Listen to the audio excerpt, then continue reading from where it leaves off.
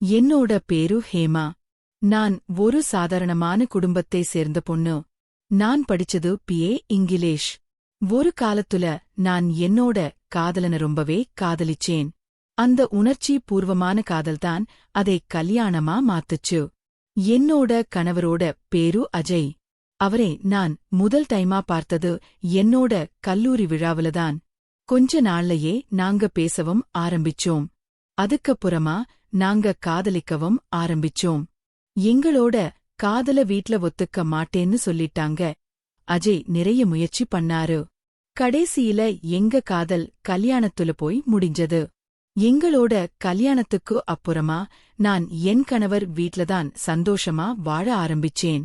அந்த வீட்ல அவரோட அம்மா அப்பா என்னோட கணவர்னு சொல்லி எல்லாருமே ஒன்னா சேர்ந்துதான் வாழ்ந்தோம். என்னோட மாமியார் ரொம்பவே நல்லவங்க. எனக்கு அம்மா மாதிரி இருந்தாங்க. என்னால செய்ய முடியாத வேலையா இருந்துச்சுன்னா நான் பார்த்துக்கிறேன்னு சொல்லி எப்பவுமே நகைச்சுவா நடந்துக்குவாங்க. என்னோட மாமனார் அதிகமா பேசமாட்டாரு. ஆனா நேர்மையானவர் மாதிரிதான் இருந்தாரு. அந்த வீடு முழுசா சத்தமாவும் சந்தோஷமாவும் இருந்துச்சு. கல்யாணமாகி 2 வருஷம் ஆச்சு. எல்லாமே நிம்மதியா ஓடுச்சு. திடீர்னு ஒரு நாள் என்னோட மாமியார் மயங்கி விழுந்துட்டாங்க. சத்தம் கேட்டதுக்கு அப்புறமா நான் ஓடிப்போனேன். ஹாஸ்பிட்டலுக்கு கொண்டு போனும். ஆனா அவங்களை காப்பாத்த முடியல. அவங்களுக்கு ரொம்ப நாளாவே ஹார்ட் அட்டாக் இருந்திருக்கு. அதனாலதான் அவங்களை காப்பாத்த முடியல அப்படின்னு சொல்லி டாக்டர் சொல்லிட்டாங்க. அந்த ஒரு வாரம் எங்க வீட்ல ஒரே அழுகை, ஒரே மௌனம். அஜய் ரொம்பவே மன அழுத்தத்தில் இருந்தாரு. இந்த சமயத்துலதான் அவருக்கு லண்டன்ல வேலைவாய்ப்பு கிடைச்சச்சு. நேரம் சரி இல்லனாலும் நான் போறேன்னு சொல்லி அவர் முடிவு பண்ணிட்டாரு. அவர் போன நாள் எனக்கு ஒரே அழுகைதான். மனசு உடைஞ்சிருச்சு. ஆனா உன்னால எல்லாத்தையும் பார்த்துக்க முடியும். நீ ரொம்ப சுறுசுறுப்பா இருப்ப. உனக்கு நிறைய திறமை இருக்கு. மாமனாருக்கு சப்போர்ட்டா இருன்னு சொல்லிட்டு போனாரு. அஜய் போனதுக்கு அடுத்த நாள் முதல் அந்த வீடு ரொம்பவே விரிச்சோடி போச்சு. மாமனாரும் நானும் மட்டும்தான் வீட்டில இருந்தோம். என்னோட மாமனார் என்கிட்ட அதிகமா பேசவே மாட்டாரு. சாப்பிடியா தூங்குறியான்னு மட்டும்தான் கேப்பாரு. அதுக்கு மேல என்கிட்ட எதுவுமே பேச மாட்டாரு. குடும்பத்தை பார்த்துக்கிற வேலையெல்லாம் என்னோட கையில வந்துருச்சு. சரிதான், நாமதானே பார்த்தாகணும் அப்படின்னு நினைச்சேன். ஆனா எனக்குள்ள கொஞ்சம் பயமும் இருந்துச்சு. அது என்ன காரணம் அப்படின்னு தான் தெரியல. ஒரு நாள் காலையில மாமனாருக்கு சாப்பாடு எடுத்துக்கிட்டு அவர் பக்கத்துல போனேன். அவர் என்னை பார்த்த பார்வை அது வேற மாதிரியான பார்வையா இருந்துச்சு. அதுக்கு முன்னாடி அவர் என்ன அப்படி பார்த்ததே இல்லே. உடனே அப்போ ஒரு நிமிஷம் எனக்கு அது என்னமோன்னு போல இருந்துச்சு. அவ்வளவுதான். என்னோட மனசு அதிலிருந்து அமைதி இல்லாம போச்சு. இது என்னோட கற்பனைதானா? இல்ல நிஜமாவே அந்த பார்வையில ஏதோ இருந்துச்சா? அந்த நாள் முழுக்க நைட் நான் தூங்கவே இல்ல. அன்னையில இருந்து நான் அவர்கிட்ட பேசுறதையே குறைச்சிக்கிட்டேன். அவர் முகத்தையும் பார்க்கிறதையும் குறைச்சிக்கிட்டேன். இப்படியே போயிட்டு இருக்கப்பதான் ஒரு நாள் ராத்திரி கரண்ட் கட்டாகி வீடு ஒரே இருட்டாயிடுச்சு. நான் மொபைல் லைட்ட ஆன் பண்ணிக்கிட்டு சமையல் கட்டுக்கு போனேன். அங்க மாமனார் இருந்தாரு.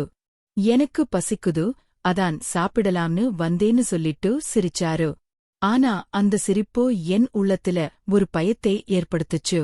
ஆனா அவரும் என்னோட ஃப்ரெண்ட் மாதிரி பேச ஆரம்பிச்சாரு. ஹேமா, நீ ரொம்ப அழகு.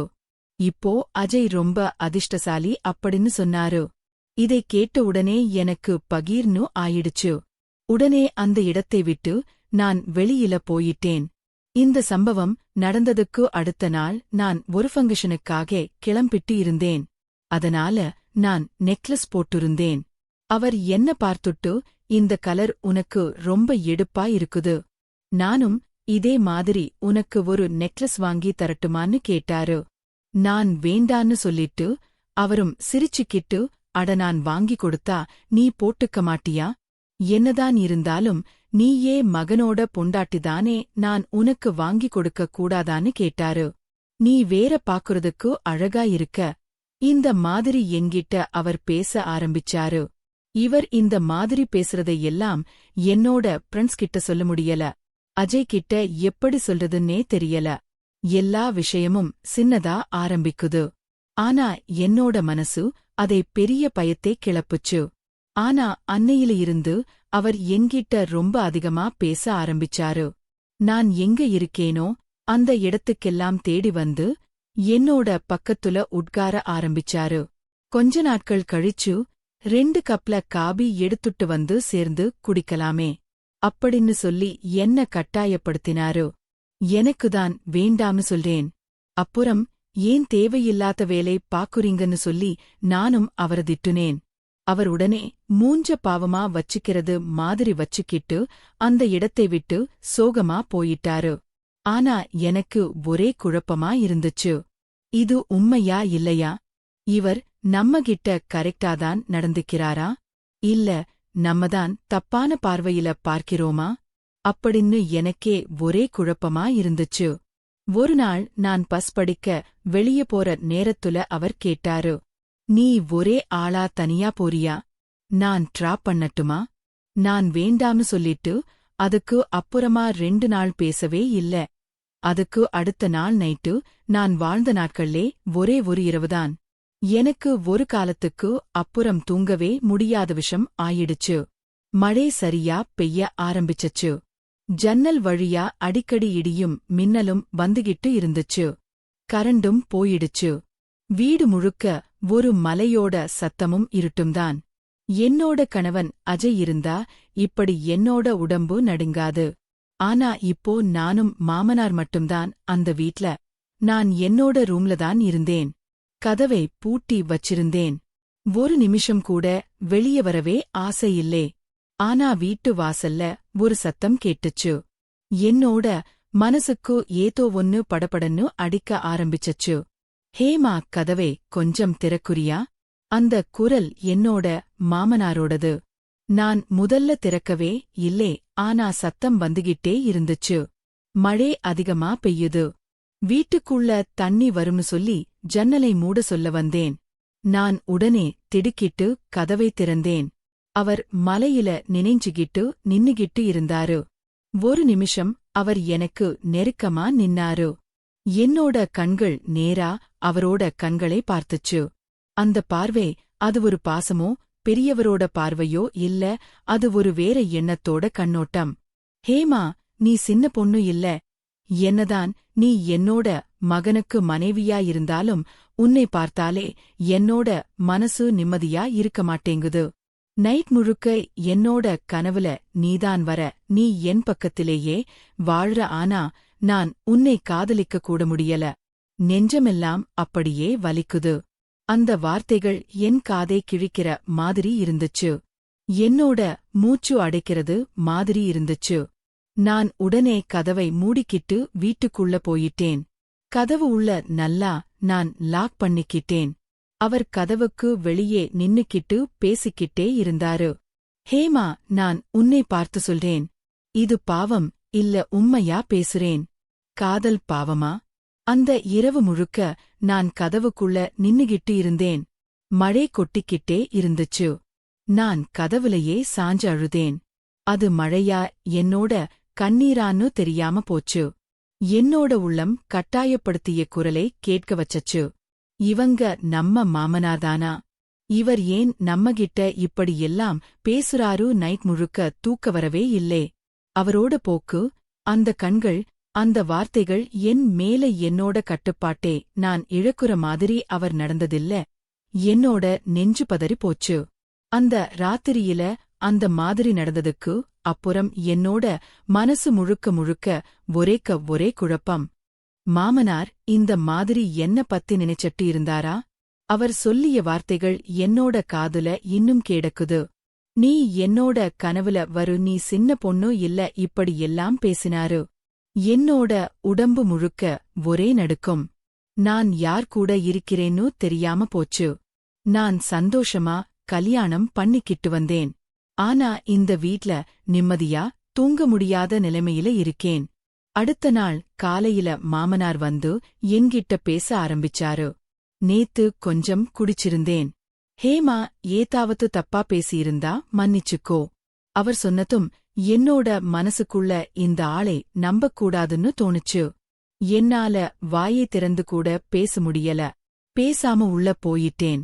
ஆனா அவரோட பார்வை மட்டும் மாறாம அதே மாதிரியான பார்வை.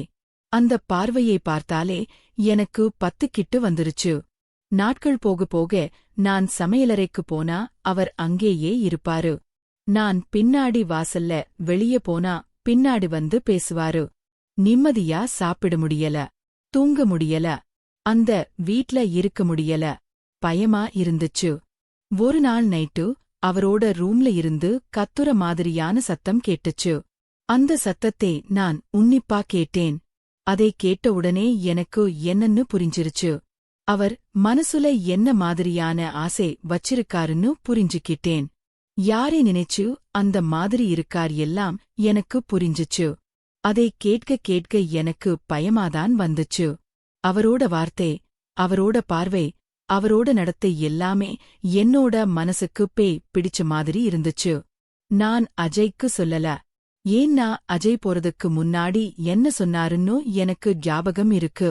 அப்பா நல்லவர், ஒன்னும் கவலைப்படாதன்னு சொன்னாரு. ஆனா உண்மையா அவ்வளவு நல்லவரா? நான் சந்தேகிக்க ஆரம்பிச்சேன். இந்த வீடு ஒரு வீடே இல்லே, ஒரு சிறை மாதிரி. நான் கதவுல பூட்டு தூங்குறது எல்லாம் கிடையாது. ஆனா ஒவ்வொரு நாளும் பயந்து பயந்து தூங்கிக்கிட்டே இருக்கேன். அவர் என்ன எந்த மாதிரி நினைச்சாரோ தெரியல. ஒரு மருமகளா மட்டும் நினைக்கல. வேறு யாரோ ஒருத்தியா என்னை பார்க்கிறாரு. அந்த வீட்ல ஒவ்வொரு இரவும் என் உயிரை சின்ன சின்னதா துண்டுகளா வெட்டி போடுற மாதிரி இருந்துச்சு. நான் ரொம்ப நாளாவே நிம்மதியா அந்த வீட்டில இருந்ததே இல்லே. நான் ஒரு வாரமா தூங்கவே இல்லே. அந்த வீட்ல ஒரு பக்கம் மாமனார், இன்னொரு பக்கம் இல்லாத என்னோட கணவனை நினைச்சு நான் பாடுற கஷ்டம் என்னோட மனசு என்ன சொன்னதுன்னா, போதும் ஹேமா, இவ்வளவு நாள் நீ பொறுத்தது போதும். இனிமே பொறுத்துக்க முடியாது. நீ ஒரு முடிவை எடுக்கலன்னா உன்னோட நிம்மதி போயிடும். அதனாலதான் நான் ஒரு முடிவுக்கு வந்தேன். நான் நேரா சொல்ல முடியல. மாமனார் என்னை தவறா பார்க்கிறாருன்னு யாருக்கிட்டையும் சொல்ல முடியல. இவந்த எல்லாருக்கும் அவர் ரொம்ப நல்லவர். எல்லாருமே மதிக்கப்படுறாங்க. அதனால நான் ஒரு காரணம் சொன்னேன்.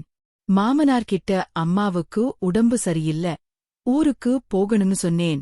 அவர் உடனே என்னோட முகத்தை பார்த்தாரு. மெல்லமா சிரிச்சாரு. போமா, சீக்கிரமா திரும்பி வந்துரும்னு சொன்னாரு. ஆனா அந்த சிரிப்பு ஒரு சாதாரண சிரிப்பு இல்லே. ஒரு ஏமாற்றம், கொஞ்சம் கோபம், இன்னும் கொஞ்சம் ஆசை, அதெல்லாம் கலந்த மாதிரி இருந்துச்சு. நான் ரொம்ப நாளாவே இந்த வீட்ல பொறுமையா இருந்திருக்கேன். ஆனா இப்போ அது முடியல. தூக்கம் இல்லை, சுத்தமா சாப்பாடு தொண்டையில எச்சில் கூட இறங்க மாட்டேங்குது. முதல்ல எனக்கு நிம்மதி வேணும். நிம்மதியா மூச்சு விடணும். அதனாலதான் அந்த முடிவை எடுத்தேன். நான் ஊருக்கு போறதுக்கு பஸ் ஏறும்போது என்னோட மனசு நிம்மதியான கண்ணீரோட கிளம்புச்சு. இந்த பஸ் வேற ஊருக்கு போறதுக்கு இல்ல. இருட்டில இருந்து வெளிச்சத்துக்கு நான் போயிட்டது போல இருந்துச்சு. ஊருக்கு போனதுக்கு உடனே நான் முதல்ல பண்ண விஷயம், அம்மாவை கட்டிப்பிடிச்சு அழுதேன். அதனால அவங்களுக்கும் என்ன ஆச்சுன்னு புரியாம இருந்தாங்க. ஏம்மா நீ ஏன் இப்படி அழுற? நீ இப்படி அழுறதுக்கு நான் வாழ்க்கையில பார்த்ததே இல்ல. நீ என்ன சின்ன குழந்தையா? என்ன ஆச்சு உனக்குன்னு கேக்குறாங்க. நான் எதுவும் சொல்லல. நான் சொன்னேன்னா அவங்க மனசு உடைஞ்சு போயிரும். என்ன நடக்குது? எப்படி ஒரு மாமனார் இப்படி எல்லாம் நடந்துக்குவாரு? அது கேட்கிற ஒவ்வொருத்தருக்குமே மனவேதனையாதான் தோணும். அம்மா என்னோட கண்ணல்ல இருக்க வழிகளை பார்த்தாங்க. ஆனா நான் எதுவுமே சொல்லாததுனால அவங்க என்கிட்ட எதுவுமே கேட்கல. சும்மா என்னை தடவி என்ன நடந்தாலும் சரி, நீ நிம்மதியா இருக்க, அஜய் வந்ததுக்கு அப்புறமா பேசலாம் அப்படின்னு சொன்னாங்க. அந்த வார்த்தை எனக்கு நிம்மதியா இருந்துச்சு. ஒரு வாரம் ஊர்லயே இருந்தேன். அந்த நாட்கள்லதான் என்னோட உண்மை எல்லாம் புரிஞ்சது. நான் உண்மையிலேயே எந்த தப்பும் செய்யல. உண்மையானவளாதான் இருந்தேன். நான் ஒரு கெட்டவளே கிடையாது. அங்க நடந்த தப்புக்கு என்னோட எந்த நடத்தடத்தையும் காரணம் கிடையாது. தப்பு எல்லாமே அவரோட பார்வையிலையும் அவரோட ஆசையிலையும் தான் இருக்கு. அதை புரிஞ்சுக்கிற மாதிரி ஒரு மோனமான உண்மை என்னோட மனசுக்குள்ள ஓடிக்கிட்டே இருக்கு. ஆனா வெளியிலதான் சொல்ல முடியல. என்னோட மனசுக்குள்ள எப்பவுமே ஒரு வார்த்தை ஓடிக்கிட்டே இருக்கு. நான் என்னை இழக்கக்கூடாது. நான் என்னை யாருக்கிட்டையும் நிரூபிக்க வேண்டியதில்லை. ஆனா என்னோட மனசுக்குள்ள மட்டும் நான் தெரியும். நீ தப்பானவ கிடையாது ஹேமா, நீ தப்பானவ கிடையாது. நாட்கள் ஓடுச்சு. ஓர்ல நான் நிம்மதியாயிருந்தாலும் அஜய் மட்டும் டெய்லியும் கால் பண்ணிக்கிட்டே இருந்தாரு. அவனுக்கு ஏதோ தோணுச்சு போல ஒரு நேரடியா வீடியோ கால்ல கேட்டான். நீ ஊர்ல இருக்கறதுனால அப்பா ரொம்ப கஷ்டப்படுறாரு ஹேமா. ஒரு மாதிரியா பேசுறாரு. ஏதோ கவலையா இருப்பார் போல. அந்த வார்த்தை என்னோட காதுக்கு பயங்கரமா கேட்டுச்சு. எனக்கே கோவமா வந்துச்சு. அவர் கவலையா இருக்காரா? அப்ப நான்தான் அந்த வீட்ல பயந்துகிட்டு இருந்தேன். நான்தான் தினமும் தப்பிப் பிழைச்சு ஓடிக்கிட்டு இருந்தேன். நான்தான் சாப்பாடு தூக்க இல்லாம அந்த வீட்ல இருந்தேன். ஆனா அஜய்க்கு அந்த விஷயத்தை பத்தி ஒரு வார்த்தை கூட பேசல. அவனோட எண்ண எல்லாமே அப்பா தனியா இருக்காரு, அப்பா கஷ்டப்படுறாரு அப்படின்னு என்கிட்ட பேசிக்கிட்டு இருந்தான். நான் எதுவுமே சொல்லல. ரொம்ப மௌனமா இருந்தேன். சில விஷயங்களே நம்ம சொன்னாலும் புரியாதவங்க இருக்காங்க. அவங்க நம்பிக்கையில முழுடி உண்மையே கண்ணை மறைச்சிரும் பார்க்கவே மாட்டாங்க. அதனால நான் அவனோட பேசுறதே பெருசா எடுத்துக்கல. உண்மையா பேசி ஆரம்பிக்கிறதுக்கே அவன் இன்னும் தயாரா இல்ல போல அப்படின்னு நான் தெரிஞ்சுக்கிட்டேன். அன்னைக்கு ஒரு விஷயம் எனக்கு நல்லா புரிஞ்சுச்சு. உண்மை சொல்ல வேணும் அப்படிங்கிற நம்ம கையில இருக்கலாம். ஆனா அது கட்டாயத்திலேயே இருக்கலாம். ஆனா அதை கேக்கறதுக்கு அவங்களுக்கும் மனசு இருக்கணும். நான் இப்ப ஊர்ல இருந்தாலும் மனசுக்குள்ள நிம்மதி இல்லே. அவர் என்ன பார்க்கிற பார்வையே, அவர் நடந்துகிட்டது எல்லாம் தினமும் என்னோட கனவிலையும் நினைவிலையும் வந்துகிட்டே இருக்கு. அது மனசுக்குள்ள இருந்தாலும் அது யாருக்கிட்டையும் சொல்ல முடியல. அந்த அளவுக்கு அது மோசமான விஷயம். நான் பேசினா யாரும் நம்புவாங்களா? உண்மையை சொல்ல என்னை யாரும் தப்பா பார்த்துருவாங்களா அப்படிங்கிற ஒரு பயம். அவரோட பையன் லண்டன்ல இருந்தா அவன்கிட்ட சொன்னா என்ன பண்ணுவான்னு தெரியாது. அவனோட அப்பா மேல நம்பிக்கை இருந்தான்னு எனக்கே தெரியும். நான் சொன்னா நம்புவானா? இல்லை என்னதான் சந்தேகப்படுவானா? இது எனக்கு பெரிய கேள்வியா இருந்துச்சு. நான் எந்த தவறுமே பண்ணல. அவன் என்னோட கணவன். அவனோட குடும்பத்தில இருக்கிறவங்கதான் நானும். அவனுக்காக மட்டும்தான் நான் அந்த வீட்ல இருந்தேன். அவரும் என்னோட மாமனார்தான். ஆனா அவர் என் மேல வச்ச ஆசை சுத்தமா சரியில்ல. ஒரு நாள் அஜய் மெசேஜ் அனுப்பினான். ஹேமா, அப்பா ரொம்ப மனசு உடைஞ்சு போயிட்டாரு. நீ வந்தா மட்டும்தான் நிம்மதியா இருப்பாரு. நான் எங்க வேலை முடிச்சுட்டு சீக்கிரம் வரேன். அவனோட குடல்ல அன்பு இருந்துச்சு. ஆனா அவனோட சிச்சுவேஷன் தெரிஞ்சுக்கல. அவனுக்கு அவன் அப்பா என்ன பண்றாருன்னு தெரியாது. நான் சொன்னா அவனுக்கு கோவம் வந்துருச்சு. வேற வழி இல்லாம அவன் சொல்றதுக்காக நான் அந்த வீட்டுக்கு போனா என்ன நடக்கும்னு எனக்கு மட்டும்தான் தெரியும். அது அவனுக்கு தெரியாது. அவனும் அது தெரியாம என்ன அங்க போன்னு சொல்றான். நான் நிறைய யோசிச்சேன். போனா என்ன ஆகும்? இல்லன்னா என்ன ஆகும்? அது அவனோட வீடு, நானும் அவனோட மனைவிதான். தப்பா நடந்துக்கிறதுக்கு நான் ஒத்துக்கிட்டாதான் நடக்கும். இந்த மாதிரி நான் நிறைய போராட்டத்துக்கு அப்புறமா நானும் எவ்வளவு நாள்தான் பயந்துட்டு ஓடுறது. இதுக்கு ஒரு முடிவு கட்டியே ஆகணும். நிம்மதியா வாழ ஒரு முடிவெடுக்கப் போறேன்.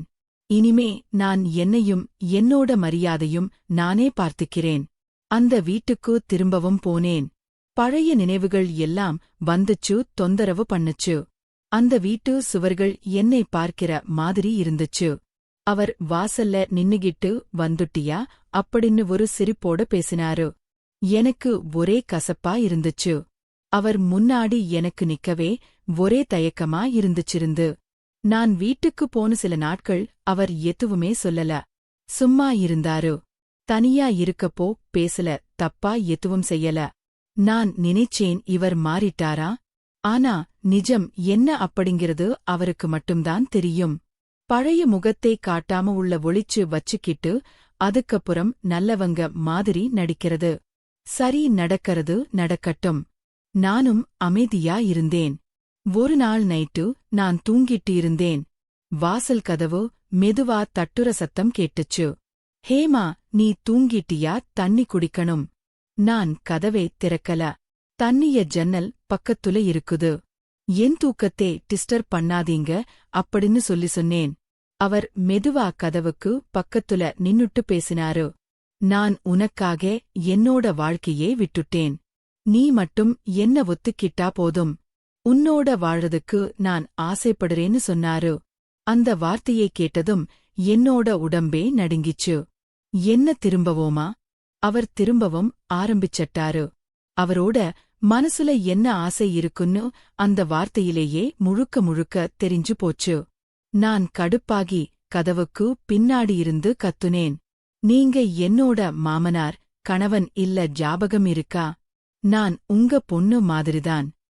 என் மேல இருக்கிற ஆசை தப்பா இருக்கு. இதுதான் உங்களுக்கு கடைசி. இதுக்கு மேல பொறுத்துக்க மாட்டேன். அவர் வெளிய அமைதியா நின்னாரு. சில நிமிஷத்துக்கு அப்புறமா போயிட்டாரு. அதுக்கு அப்புறமா நான் கதவை பாதி திறந்து வெளிய பார்த்தேன். அந்த வீட்ல நான் மட்டும் இல்லை, என்னோட தைரியமும் என் கூடவே இருக்குதுன்னு மனசுக்குள்ள சொல்லிக்கிட்டேன். இதுக்கு அப்புறமா அந்த ஒரு நாளும் வந்துச்சு. வீடு முழுக்க ரொம்பவே அமைதியா இருந்துச்சு. என்னோட மாமனார் வெளிய போயிருந்தாரு. டைம் ஈவினிங் ஒரு 5 மணி இருக்கும். அந்த நேரத்துல எங்க வீட்டோட வாசக்கதவை யாரோ வேகமா தட்டுனாங்க. நான் கதவை திறந்து பார்த்தப்போ போலீஸ் ட்ரெஸ்ல 2 பேர் நின்னுட்டு இருந்தாங்க. அவங்க கூட பக்கத்து வீட்டுல இருக்கக்கூடிய பாட்டியும் அவங்களோட பேரனும். நான் பார்த்து ஆச்சரியப்பட்டேன். அக்கா, பயப்படாதீங்க. நாங்க பக்கத்து வீட்டு பாட்டியோட பேரன்தான். நீங்க கஷ்டப்படுறத பார்த்ததுக்கு அப்புறமா போலீஸ வர சொன்னோம். அந்த பாட்டியோட பையன் சொன்னான். நான் கிட்டத்தட்ட 2 வாரமா கவனிக்கிறேங்கா. நீங்களும் உங்க மாமனாரும் தனியா இருக்கீங்க. அவர் நடந்துக்கிற விதம் சரியில்லைன்னு எனக்கு தோணுச்சு.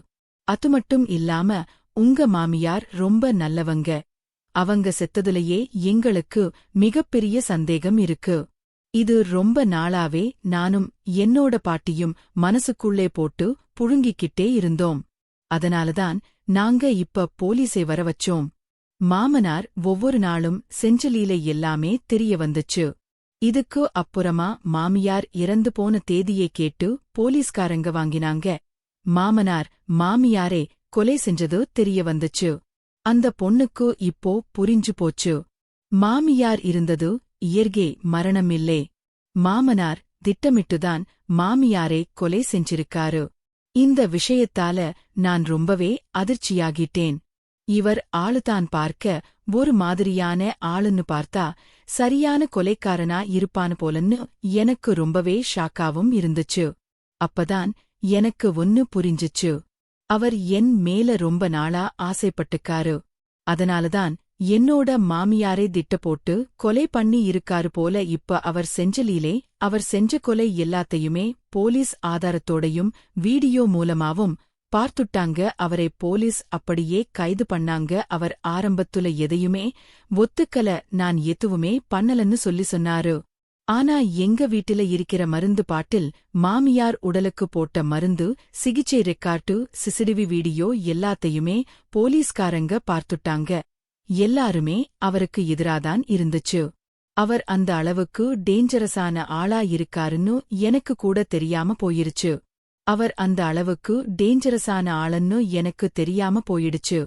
நாம ஒரு வீட்ல வாழறப்போ நம்ம கூட இருக்கிற ஒரு ஆளு உண்மையான முகம் தெரியாம வாழ்றோம். அதுக்குள்ள அஜயும் வந்துட்டாரு. அவர் பிளேட் ஏறி நேரா வந்தாரு.